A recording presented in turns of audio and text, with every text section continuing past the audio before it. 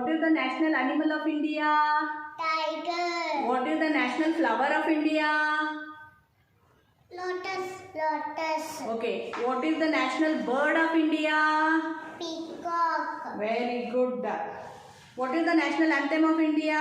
Jana Mana Gana. Jana Gana Mana. Very good. Who gives medicines when we are ill? Doctor. Very good. Who guards our country? Who? Soldiers. Very good. Soldier. Very good.